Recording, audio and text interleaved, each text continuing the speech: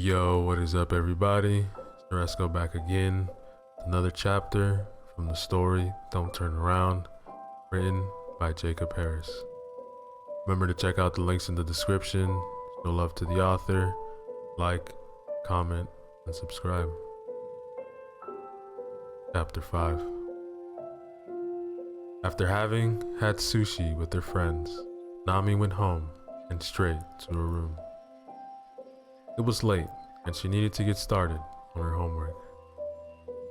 Her parents had left for a late dinner shortly after she had come home, leaving Nami all alone in the disturbingly dark house. The only light to be found was coming from her small desktop lamp.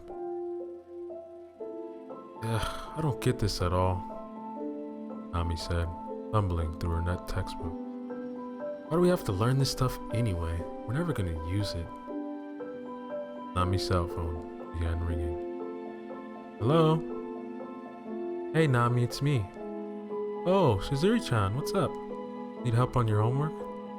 I was thinking about what you told me at school today. You asked me about ghosts. You didn't get a chance to talk. Forget about that. I was just feeling a little stressed. Everything that's happened recently. My mind was just starting to play tricks on me. No, Nami, listen. It's okay, Shizuri-chan. Let's not talk about this anymore. I wanna move on. But, hey look, you wanna go to this game center with us tomorrow? I know Hannah might be mad at you, but I'll talk to her.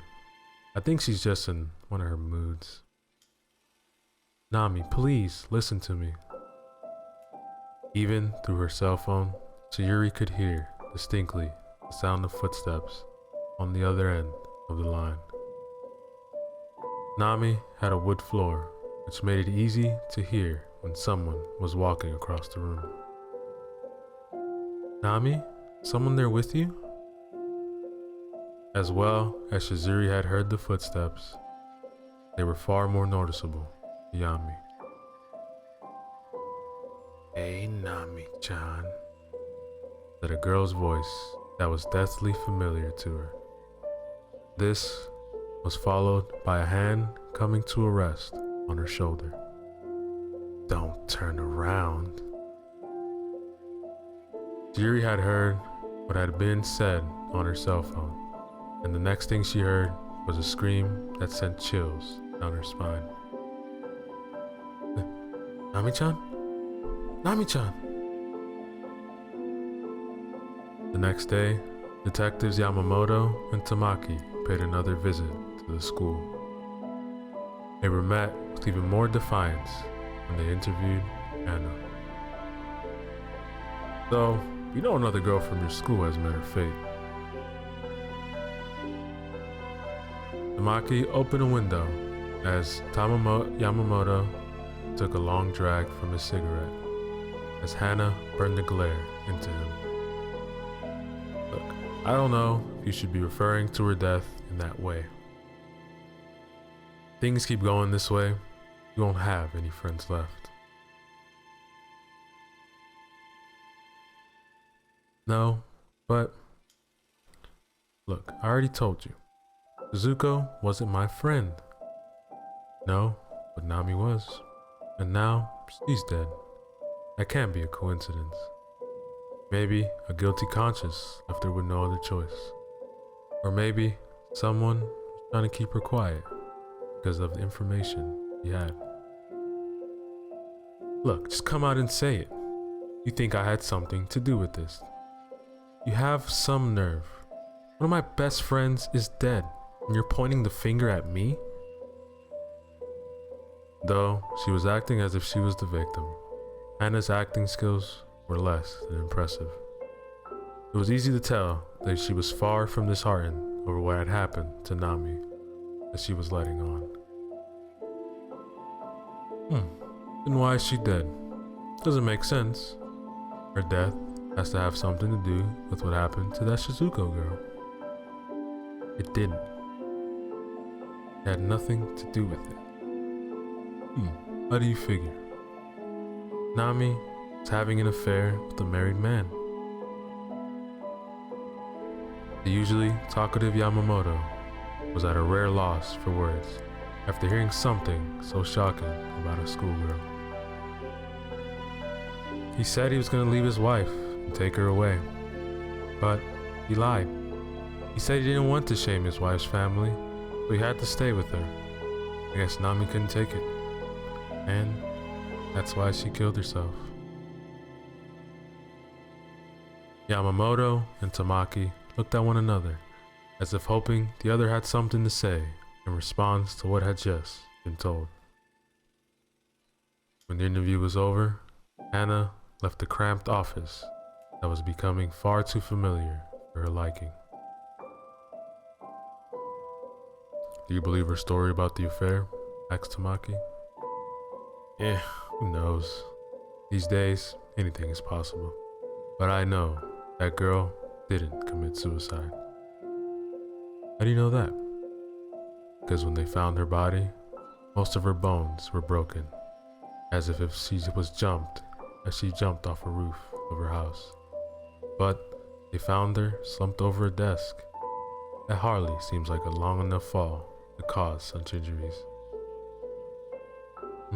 I heard one of the girl's friends was the one who found her. He claims she called her and she didn't get an answer. So she went to her house, and that's when she found her. When she checked on the dead girl's phone, we found that the two had been talking before we got a call about the death. So she was lying. You think she had something to do with the murder? Who says this was a murder? That girl was hiding something, but I know she has nothing to do with this. Are we gonna question her again? There's no need. We don't have the answers we're looking for. How can you be so sure? Call it a gut feeling. But I think the truth will come out in time. Will I ever become as cavalier as you?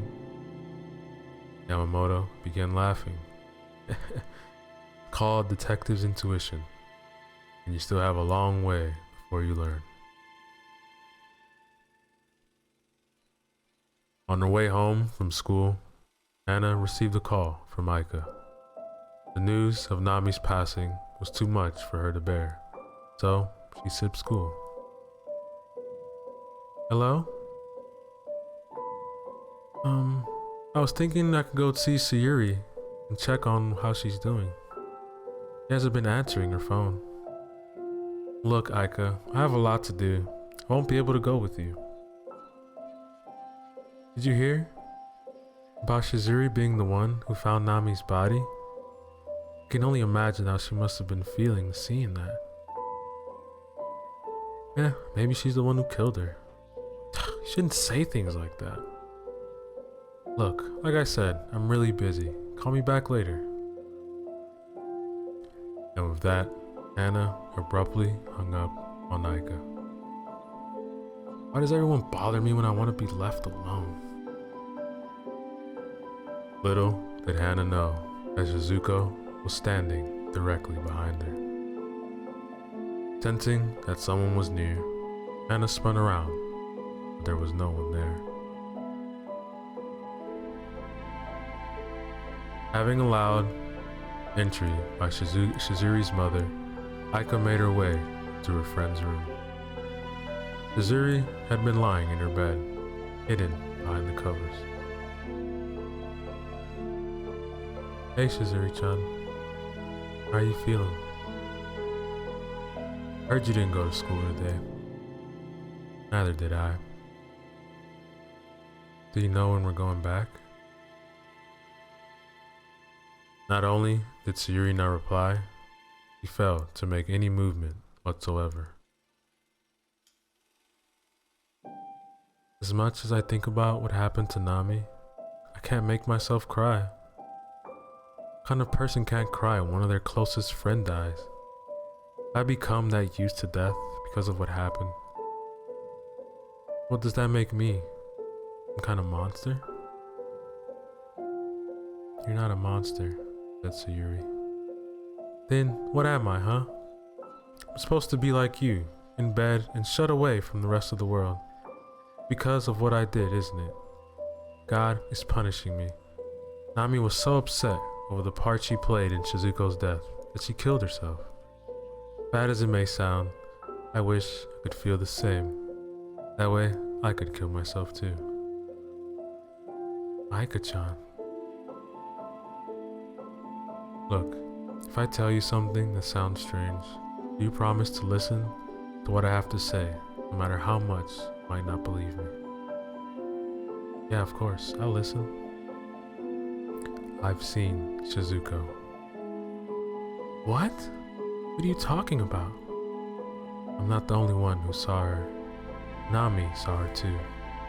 She never came out and said because she was too afraid, but I know she saw her. I know it. This is too much.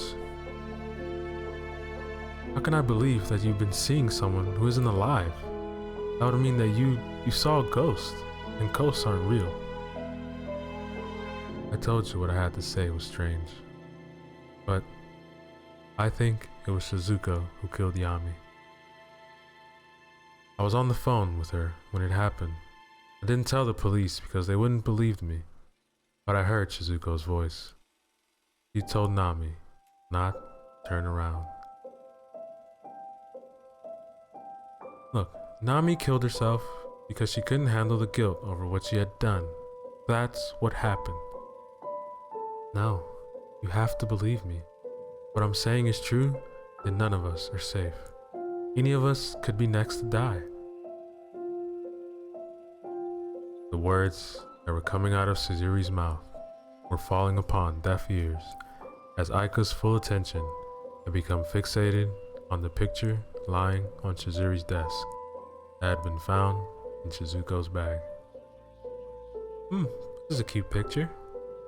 Did you draw it? Yeah, I drew it a long time ago. When Aika flipped the picture over, it was discovered who the girls in the picture were. A note had been scribbled in red, said Suzuri and Shizuko. Do you think there's something wrong with me, believing a ghost is responsible for what happened to Nami? No. Times like these, people can get so stressed, they start seeing the things that they aren't really there. Look, I was supposed to meet Hana, but I'll see you later, okay?